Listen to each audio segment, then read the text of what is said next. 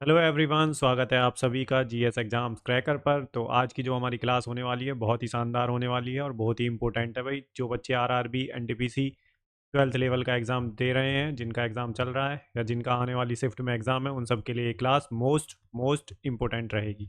ठीक है, ये डिस्क्लेमर है। बाकी इस क्लास में हम 11 अगस्त को जो पहली शिफ्ट का जो एग्ज़ाम है उसके जीके जीएस के क्वेश्चंस देख लेंगे फटाफट, जितने भी क्वेश्चंस आए हैं। ठीक है, जितने मिल पाए हैं बच्चों के द्वारा। ठीक है भाई, तो फटाफट चैनल को सब्सक्राइब कर लें जिनका आने वाले शिफ्ट में एग्ज़ाम है, और अपने दोस्तों के साथ शेयर करें जो प्रिपरेशन कर रहे हैं, और लाइक करें क्लास पसंद आती है तो। बाकी अपनी कोई सजेशन है तो कमेंट बॉक्स में दे सकते हैं। टाइम वेस्ट बिल्कुल नहीं करेंगे। तो फटाफट से अपना पहला क्वेश्चन देख लेते हैं और सब्सक्राइब कर लें भाई चैनल को। ठीक है, तो आने वाले दिनों में भी क्लासेस रेगुलर रहेंगी, तो इस बात का ध्यान रखें भाई सभी। तो पहला क्वेश्चन जो आया है वो ये पूछा गया है, who authored the book AI on trial in 2025। तो एआई ऑन ट्रायल पुस्तक 2025 में किसके द्वारा लिखा गया है? तो किसके द्वारा लिखी गई है ये एआई ऑन ट्रायल इन 2025? तो ये सुजीत कुमार एंड मोहम्मद तौसिफ आलम के द्वारा लिखी गई है। ठीक है, यही था ऑप्शन में, ये सही आंसर है इसका। ठीक है भाई, तो बुक्स एंड ऑथर्स आप पढ़ के जाएं। Books and authors. ठीक है, ये थीम्स भी हम यहाँ पे साथ के साथ देख रहे हैं, तो 2025 की और 2024 की रिवाइज कर लें अगर नहीं करी है तो। बुक्स पूछ रहा है भाई, और एआई पे कुछ ज़्यादा ही फोकस है। नेक्स्ट क्वेश्चन देख लेते हैं, where was the 7th Khelo India youth games of 2025 held. तो 2025 का 7वां जो खेलो इंडिया यूथ गेम्स कहाँ आयोजित किया गया था? तो ये बिहार में हुआ था भाई, 4 मई से 15 मई तक 2025 में। और 4 सिटीज़ में हुआ था, पटना, राजगीर, गया और भागलपुर। कुछ खेल जो है दिल्ली में भी हुए थे। ठीक है, इतना आपको पता होना चाहिए। तो ये कौन सा एडिशन था? 7th खेलो India youth games 2025। Next question देख लेते हैं, which part of the constitution of India describes the financial relations between the centre and states. तो भारत के संविधान के किस भाग में केंद्र और राज्यों के बीच वित्तीय संबंधों का वर्णन है? तो फाइनेंशियल रिलेशंस की बात कर रहा है ये। ठीक है, तो कौन से पार्ट में दे रखे हैं? तो पार्ट 12 में दे रखे हैं, आर्टिकल 268 से लेके और 293 तक। पार्ट 11 में सेंटर और स्टेट के रिलेशन दे रखे हैं, लेजिस्लेटिव रिलेशन और एडमिनिस्ट्रेटिव रिलेशन। जो लेजिस्लेटिव रिलेशन है वो 245 से और 255 तक है। बाकी जो एडमिनिस्ट्रेटिव रिलेशन है वो 256 से लेके 263 तक है, 263 तक। तो इतना आपको ध्यान रखना है भाई, लेजिस्लेटिव रिलेशंस का और एडमिनिस्ट्रेटिव रिलेशंस का। ठीक है, तो अब की बार आपसे पार्ट 12 भी पूछ सकता है। पार्ट 11 पार्ट 12 तो पूछ लिया है, पार्ट 11 भी पूछ सकता है। नेक्स्ट क्वेश्चन है, which of the following is tribal dance. तो आर्ट एंड कल्चर का क्वेश्चन है, इनमें से कौन सा नृत्य है? ये नृत्य नहीं है, नृत्य। नृत्य एक जनजातीय नृत्य है। ट्राइबल डांस कौन सा है? तो ये ऑप्शन में था, कुसादी तेलंगाना का है, गौंड ट्राइब के द्वारा होता है। ठीक है, नेक्स्ट क्वेश्चन देख लेते हैं, फुल फॉर्म ऑफ उदय। उदय की फुल फॉर्म पूछी थी, तो उज्जवल डिस्कॉम अश्योरेंस योजना। तो उदय की फुल फॉर्म में कब आई थी? ये 2015 में आई थी, 5 नवंबर को। तो फुल फॉर्म भी आपको याद रखनी है, जो भी योजनाएं हैं उनकी फुल फॉर्म जरूर याद रखें भाई। नेक्स्ट क्वेश्चन है, what was the name of Alauddin Khilji's military department. तो अलाउद्दीन खिलजी ने के सैन्य विभाग का नाम क्या है?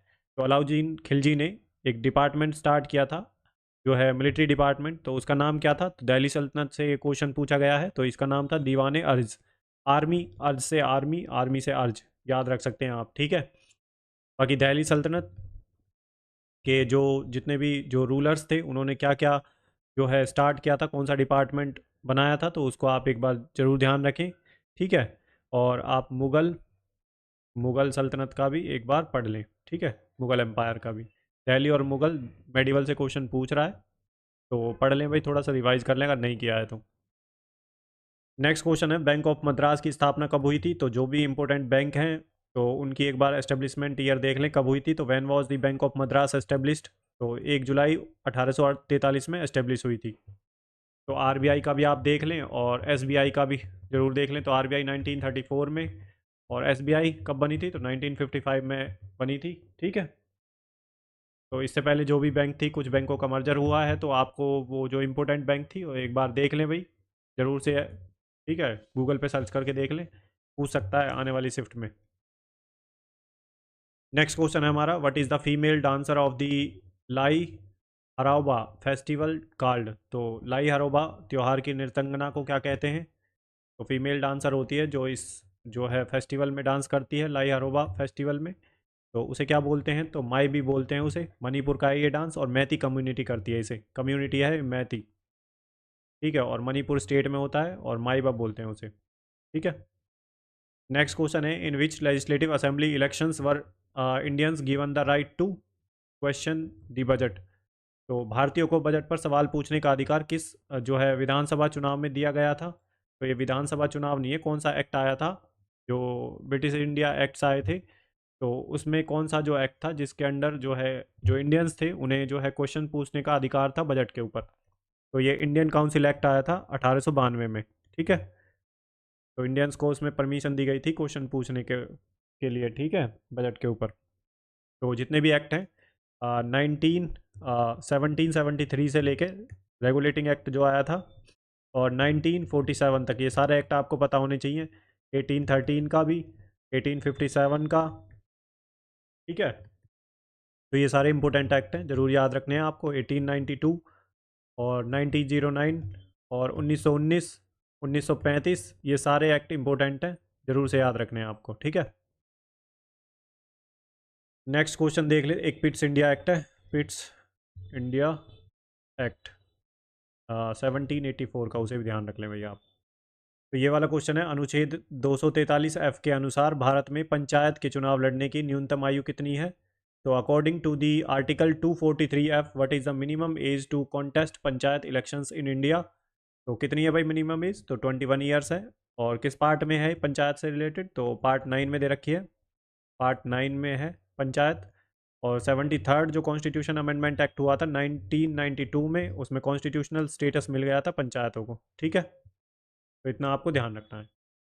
नेक्स्ट क्वेश्चन है हमारा, 6G इंडिया समिट का लक्ष्य क्या है? तो what is the goal of the 6G India summit? तो इट एम्स टू, तो गोल पूछा है, it aims to position India as a global leader in 6th generation telecommunication technology by 2030।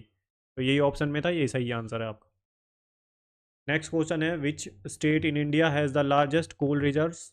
तो भारत में सबसे अधिक कोयला भंडार किस राज्य में है? तो सबसे ज़्यादा झारखंड में है, उसके बाद उड़ीसा में है, देन छत्तीसगढ़ में है। तो पता होना चाहिए आपको क्रोनोलॉजी, सबसे लार्जेस्ट और एक second largest, largest and second largest, ठीक है। बाकी टॉप 5 तो पता ही होने चाहिए आपको। नेक्स्ट क्वेश्चन देख लेते हैं, क्या है भाई, what were the negative impacts of revolt of 1857? जो 1857 की क्रांति हुई थी उसके नकारात्मक नकारात्मक जो प्रभाव थे क्या रहे थे? तो इसमें क्या हुआ था, increased British control, economic exploitation हुआ था and social divisions. The British government took direct control ending the East India company का रूल समाप्त हो गया था, यहाँ पे ब्रिटिश गवर्नमेंट ने डायरेक्ट कंट्रोल ले लिया था। And ushering the period of the intensified colonial administration, divide and rule की पॉलिसी ले आए थे इसके बाद, ठीक है। यहाँ पे आपको ध्यान रखना है। और 1857 का रिवोल्ट क्यों हुआ था, कहाँ से स्टार्ट हुआ था, तो ये आपको ज़रूर पढ़ना है, ये इसके ऊपर क्वेश्चन पूछता है आरआरबी, ठीक है भाई। नेक्स्ट क्वेश्चन है, अंतर्राष्ट्रीय स्वास्थ्य संपदा जो है व्यापार से संबंधित कौन से संगठन के मध्य त्रिपक्षीय शिखर बैठक हुई थी? तो ये हुई थी WHO और WIPO और WTO के बीच में 2025 में। कहाँ पे हुई थी? जेनेवा, स्विट्जरलैंड में। नेक्स्ट क्वेश्चन है, which part related to the cooperative societies was added by the 97th constitutional amendment? तो 97वें में संविधान संशोधन के द्वारा सहकारी समितियों से संबंधित कौन सा भाग जोड़ा गया था? तो 97th जो कॉन्स्टिट्यूशन अमेंडमेंट एक्ट हुआ था, 97th कॉन्स्टिट्यूशन अमेंडमेंट एक्ट कब हुआ था? 2011 में हुआ था। तो इसमें कोऑपरेटिव सोसाइटीज़ को ऐड करी गई थी और इसमें जो है पार्ट ऐड किया गया था 9B। तो 9 वाला पार्ट पंचायती राज से है, 9A जो है म्यूनसिपैलिटीज़ से है और 9B जो ऐड किया गया था इसमें क्या देख रखा है, कोऑपरेटिव सोसाइटीज़, ठीक है। और इसमें आर्टिकल 243 ZH से लेके 243 ZT तक है और article 19 sub clause 1 sub clause C add किया गया था, ठीक है भाई। कोऑपरेटिव सोसाइटी से रिलेटेड है और ये अमेंडमेंट जरूर ध्यान रखना है, इससे पूछ लेता है क्वेश्चन, ठीक है, अमेंडमेंट के बारे में। फंडामेंटल राइट बना दिया था अमेंड इस कोऑपरेटिव सोसाइटीज़ को। नेक्स्ट क्वेश्चन है, जनवरी 2025 में नीति आयोग के ने राजकोषीय स्वास्थ्य सूचकांक रिपोर्ट का उद्घाटन जो है अंक प्रकाशित किया। रिपोर्ट के अनुसार वित्तीय वर्ष 2023 के लिए प्रदान किए गए नवीनतम आंकड़ों के अनुसार शीर्ष रैंकिंग वाला राज्य कौन सा था? तो ये उड़ीसा था, जिसकी रैंक सबसे ऊपर थी। ठीक है भाई।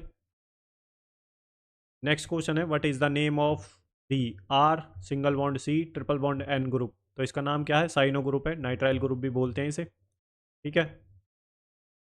नेक्स्ट क्वेश्चन है, in how many district was the mock drill under operation Sindoor conducted? तो ऑपरेशन सिंदूर के तहत मॉक ड्रिल कितने जिलों में की गई थी? तो 244 डिस्ट्रिक्ट्स में की गई थी, और ये कब हुआ था? 7 मई 2025 को। ठीक है।